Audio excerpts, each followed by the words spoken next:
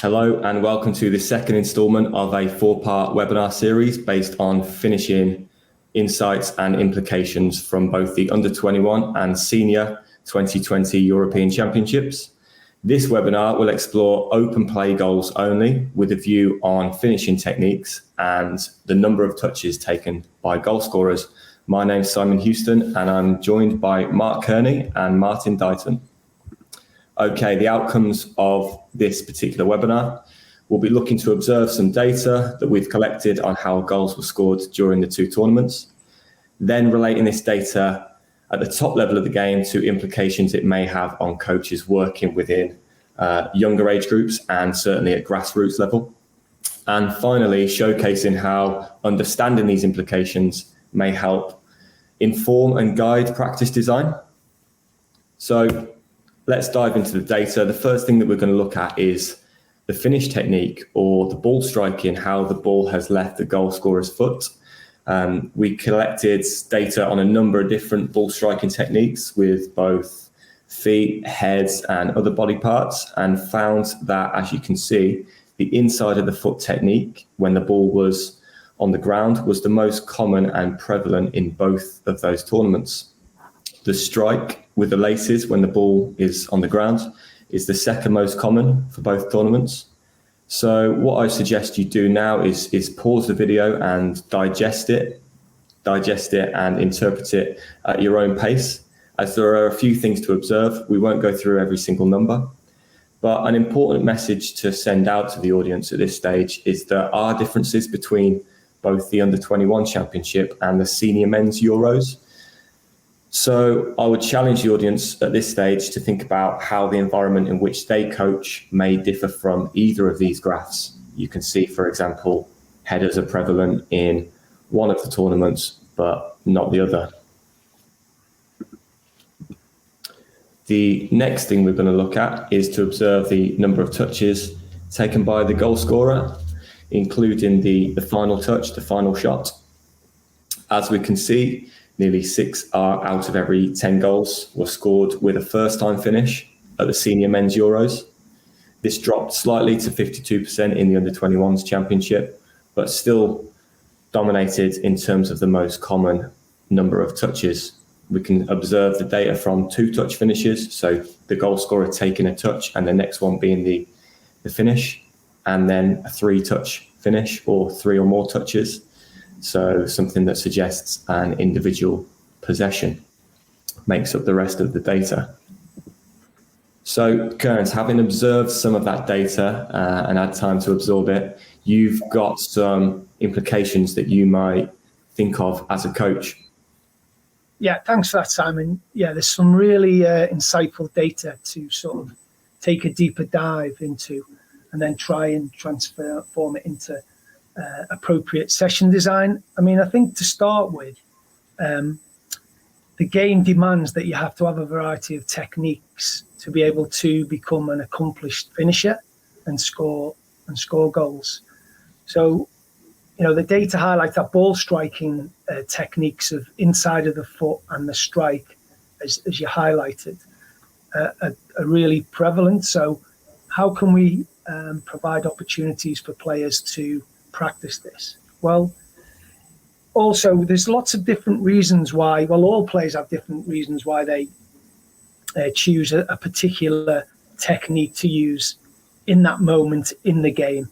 And this links to the decision-making process and how good are they at that. There's also there's a confidence element in terms of their own sort of self-esteem of how they feel they can finish. And then two components that are really important are accuracy and power. So these are two components that really elevate the use of any particular technique. Again, this is a stat that confirms what data from other and over the years has highlighted. And, you know, there was 59% in the Euros. So this backs it up. What I want to do I want to look at the why, because players like to know the why at times. So when you're doing your practice, goalkeepers like to be set, they like to be ready. balanced, ready for a shot. And then defenders like to close the space down, get in the way. So that sort of first time finish generally restricts these actions for the goalkeeper and the defender. And then it's limited time to react. So then this leads me to the final around, finding a relevant practice for them. So the variety of finishes, first time finishes data has led me to design a practice that presents and promotes players the opportunity to practice these things. It's a random practice, so there could be chaos.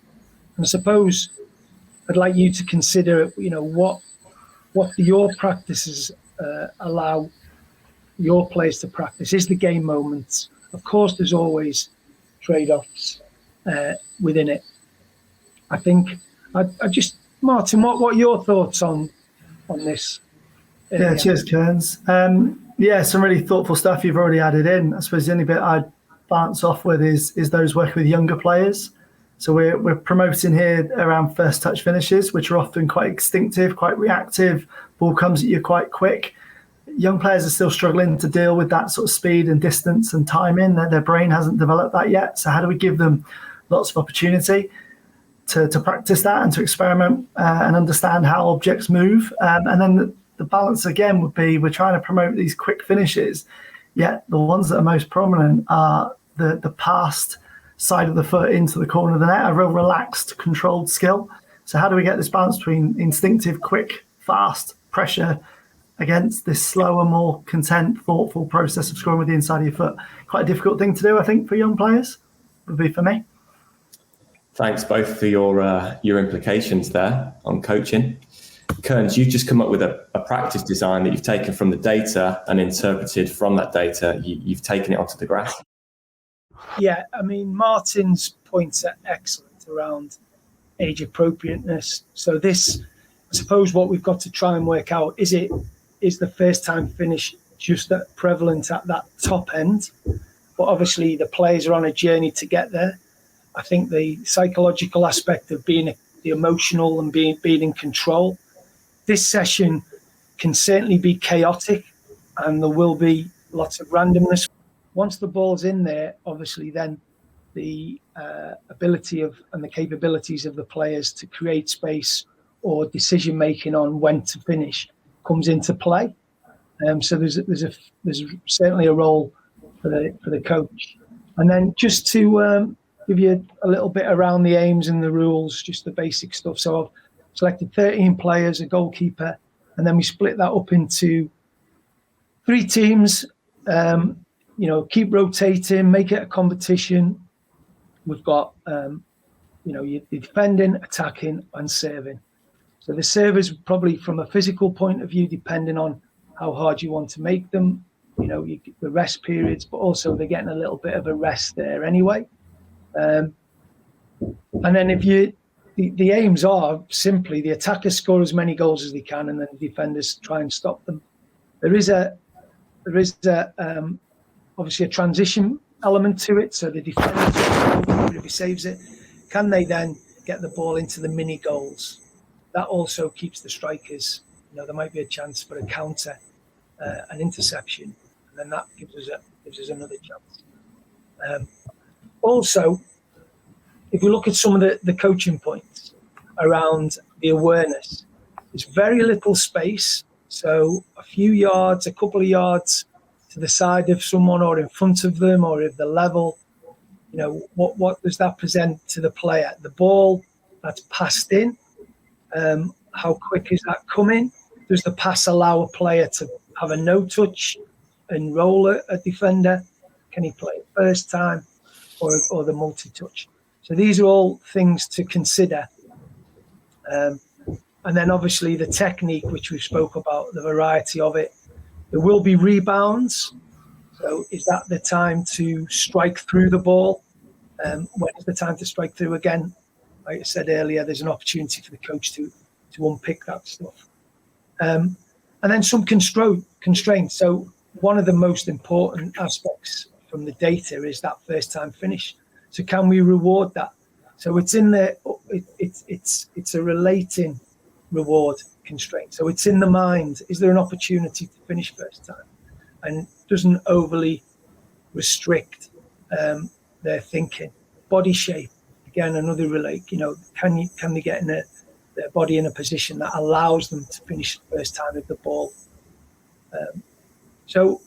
And then finally, just again, the big message is about practice design for you. Is it relevant? Is it realistic? And does it allow repetition? So that's where I finished there, Simon, with regard to the session design. Brilliant. Thank you very much, both of you, for taking us from the data, relating it to coaching implications, and offering us a really fantastic example of how that can be applied within practice design. And thank you to everyone watching the webinar.